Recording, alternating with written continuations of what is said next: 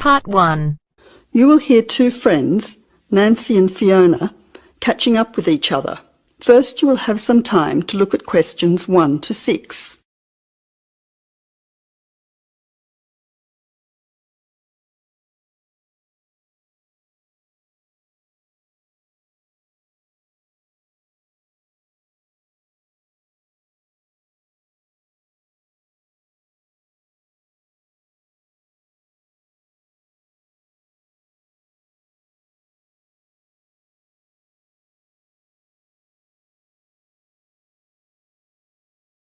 Hello, Fiona.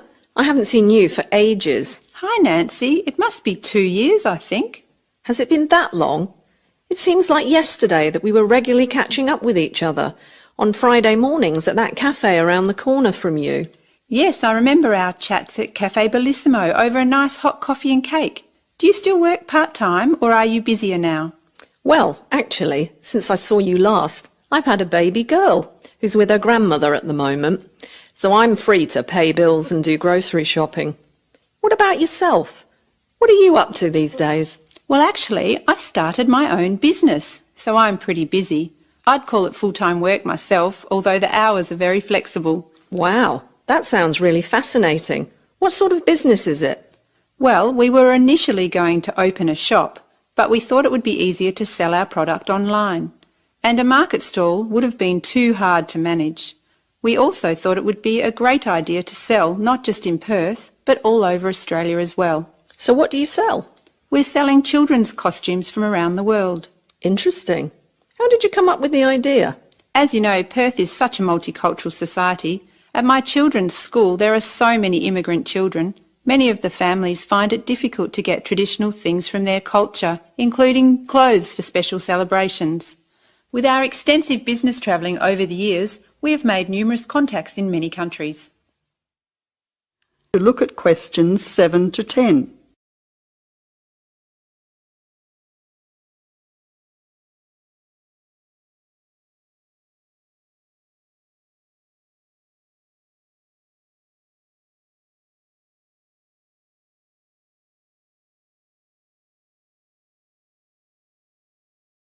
Now answer questions 7 to 10.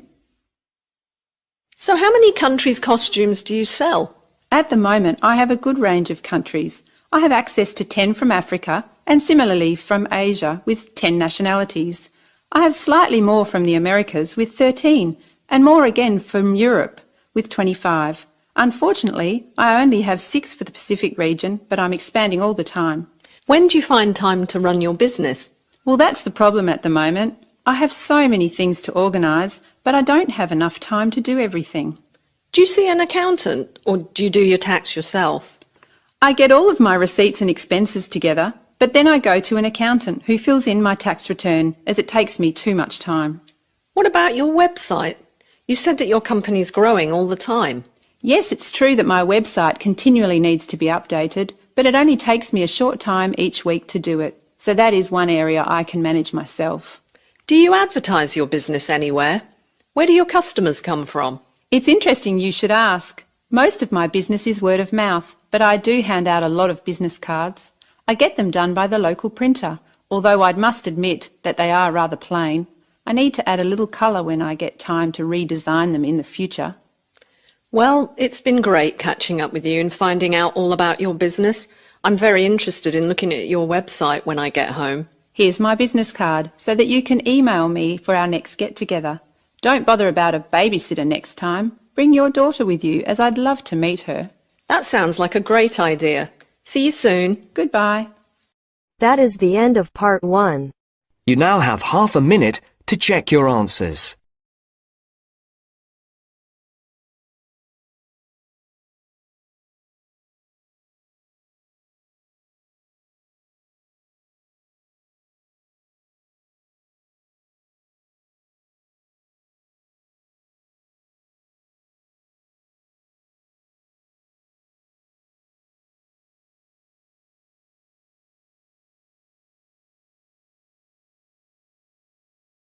Now turns to part 2.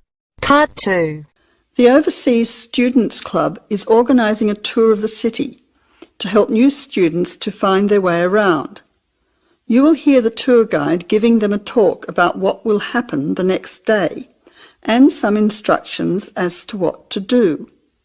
First, you will have some time to look at questions 11 to 15.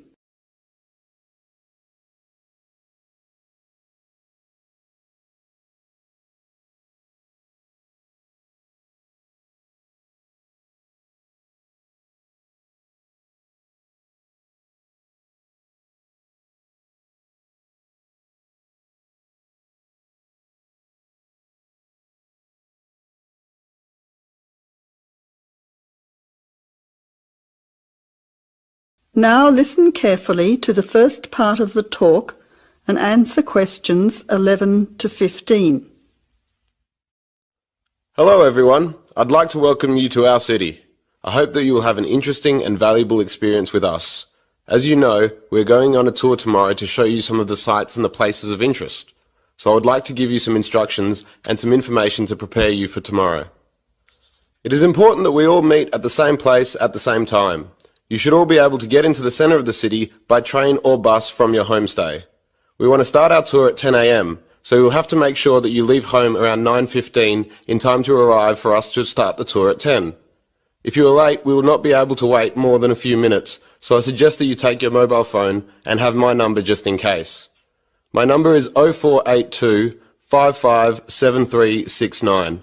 I will just repeat that so you can get it. 0482 557369. You can see Ms. Parker after the talk if you do not have her number, and she will be happy to provide it. It's good to have both our numbers just in case. Oh, and another thing, it is better to buy a one-way ticket because the tour will last for 3 hours and a return ticket lasts only for 2 hours. Before the final part of the talk, to look at questions 16 to 20.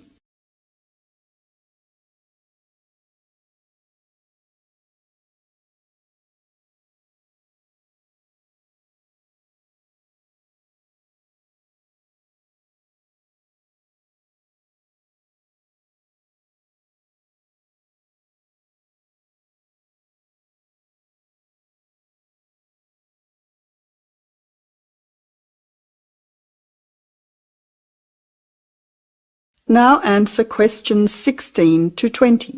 Now, we are meeting at the town hall. You should be able to make your way there from the bus or train stations, which are both in Flinders Street. It is only a short walk from both stations. If you're coming into the city by train, the town hall is straight ahead of you when you exit the station. Just walk up Collins Street and you will see it on the left after the traffic lights. If you come in by bus, you will need to turn right at the exit, then take the first street left, which is Collins Street. You will see the town hall on your maps. So if you have your maps with you, it's a good idea to mark the route now. Now, there will probably be quite a few people around in the city when you arrive, so it is important that we can find each other. Please don't go inside the building. We should all meet outside on the steps of the town hall to make sure we don't miss anyone. From there, we will be visiting a few places of interest. We will make our way to the library, which is in the same street. It will take us about 10 minutes on foot. It is a good library for students, so we'll be giving you about 20 minutes to have a look around at the facilities. That probably won't be enough time for all of you to join the library, so you'll have to come back at another time to do that. It might be a good idea to pick up a membership form before you leave. From the library, we will turn right into William Street, where you will see a cinema on the left. This is popular with the students, and it shows some interesting art house movies. On the way, you might want to check out what is showing there at the moment. Diagonally opposite the cinema is the art gallery. There will be time, about 15 minutes, for a quick look at some of the exhibits. You will probably want to return by yourself for a longer visit another time. From there, we will walk up to the main street, which is Wellington Street on your maps. It's around the next corner from the art gallery, and we'll show you some cheap but excellent restaurants, as well as cafes and bars, which I'm sure you will find useful in your free time. They are frequented by many of the students here, so I recommend that you come back later to sample the food and atmosphere. It is a good way to meet some of the local students as well. Well, I said that it would take about 3 hours. This is because we will be stopping at the park for a picnic lunch. The park is a 15-minute walk along the main street from the restaurant area. We will be supplying the lunch for everyone, so you won't need to bring anything. However, you will need to bring or buy your own drinks. If anyone has any special dietary requirements, please see me or Ms. Parker after this talk.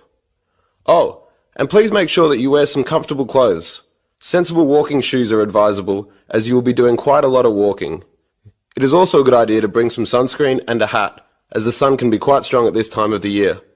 Finally, although the tour is free, you might want to bring some extra money with you for drinks or souvenirs.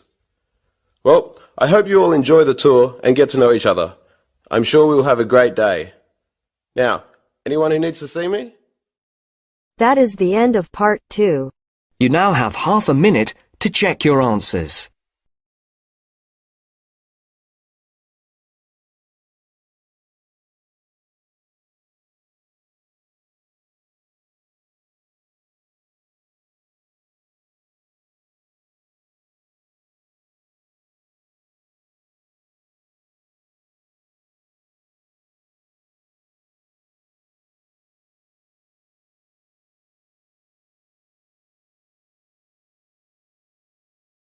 Now turns to part 3.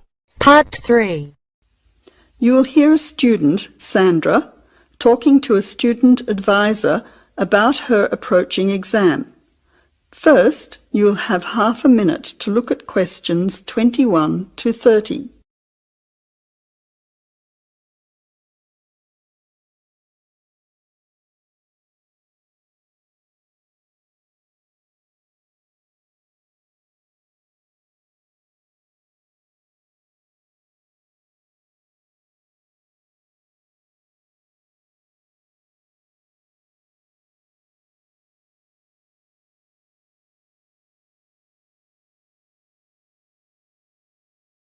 Now listen carefully to the conversation and answer questions 21 to 30.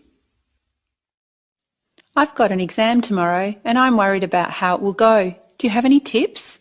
I think I'm well prepared. I've done all the revision and I've been practicing lots of exam questions, but I still feel nervous about the exam itself.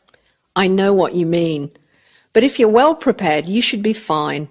You just need to stay calm and keep reminding yourself that you are prepared. That's easy to say, but in an exam, unexpected things happen.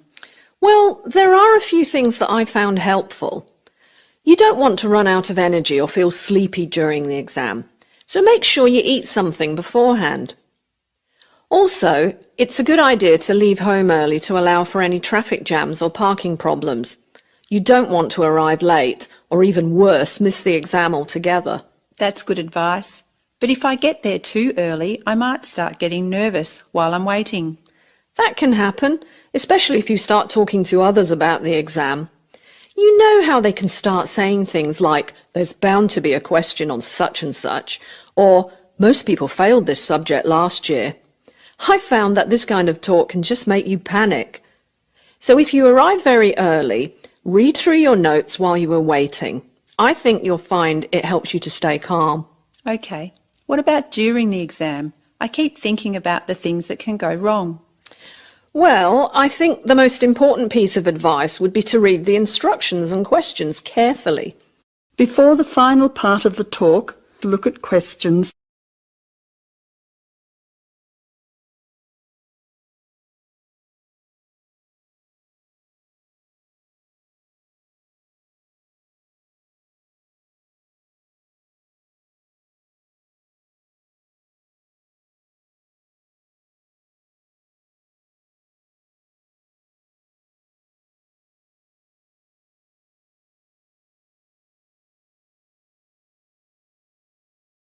Make sure you know how many questions and sections there are, so that you don't miss any. Then make sure you know how you're expected to answer them.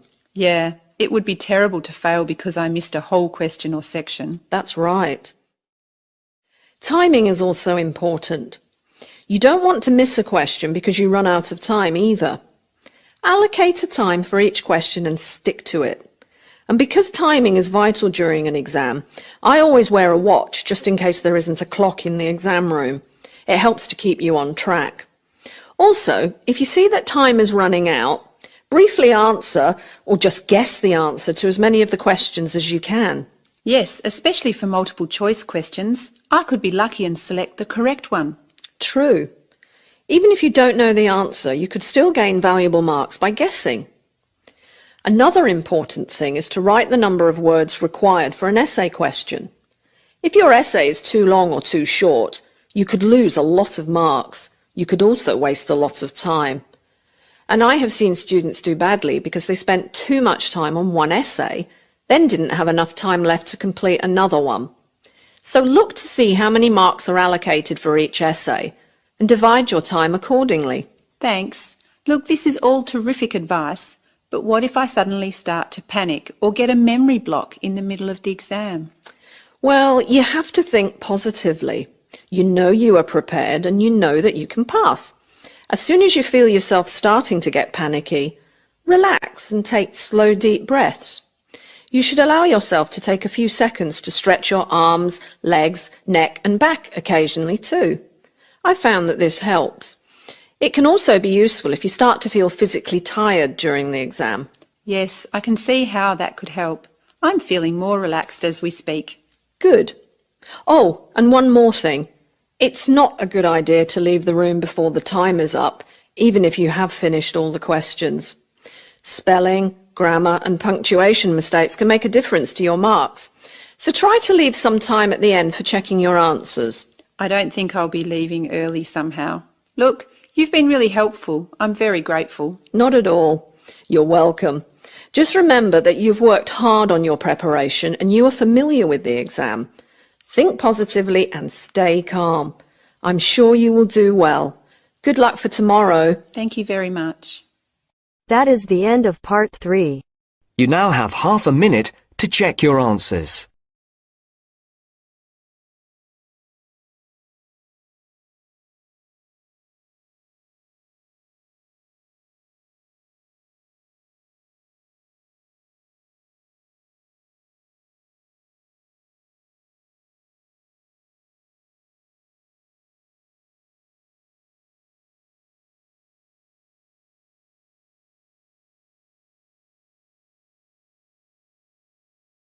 Now turns to part 4.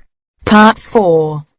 You will hear a talk by a financial advisor about debt. First, you will have half a minute to look at questions 31 to 40.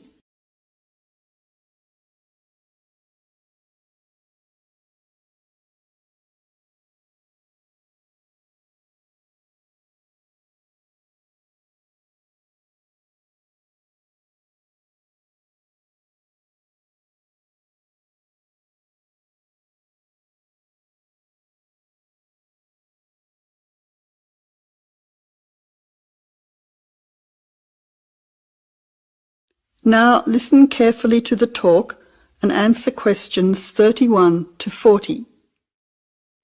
Welcome to today's public lecture on the topic of personal debt.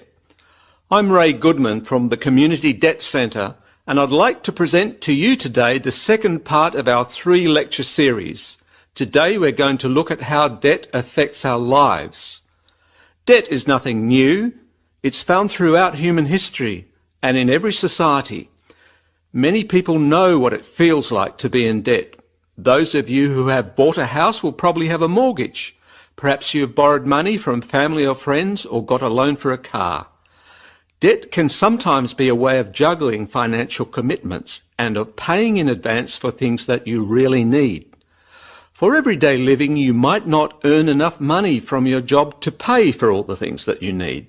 You may require a little extra money in the form of credit cards. But debt has a darker side. Imagine how you would feel if you were deeply in debt and unable to repay what you owed. The consequences for many people can be disastrous. Today, people in the richer countries of the world live in a society where credit is easily accessible. Banks, building societies and credit card companies often encourage people to take out loans. They then make money by charging interest. For very low-income earners, borrowing from a bank can be impossible. Instead, they are forced to take out a much higher interest loan from a private lender. They soon find that, despite cutting back on many essentials, they are unable to keep up with these repayments. They are forced to take out another loan and find themselves plunging deeper and deeper into debt. People can find themselves with growing debts if they are unable to repay interest.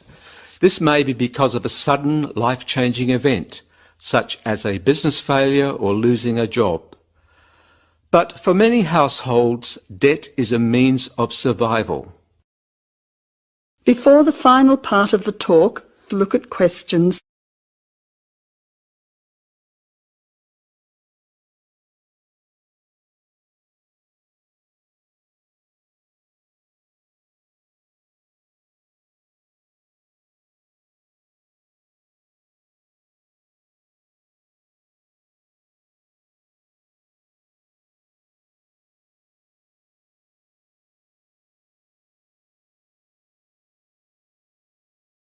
In developing countries, people borrow a tiny sum of money from a local landowner, for example, to pay for medical treatment. They agree that a child would work as a full-time servant to repay the debt, and that child becomes a bonded labourer. But since they are never paid, there is no hope of clearing the debt. Their life is ruled by fear. With no money, education or experience of life, it is impossible for them to escape. Today, debt bondage is a major form of slavery. As you can see, debt affects everyone all over the world to varying degrees. I hope the information I have presented to you today will make you think twice about getting into spiralling debt. Of course, if you are already finding yourself in financial difficulties, please make an appointment to see one of our helpful staff members after this talk. Thank you. That is the end of part 4. You now have half a minute to check your answers.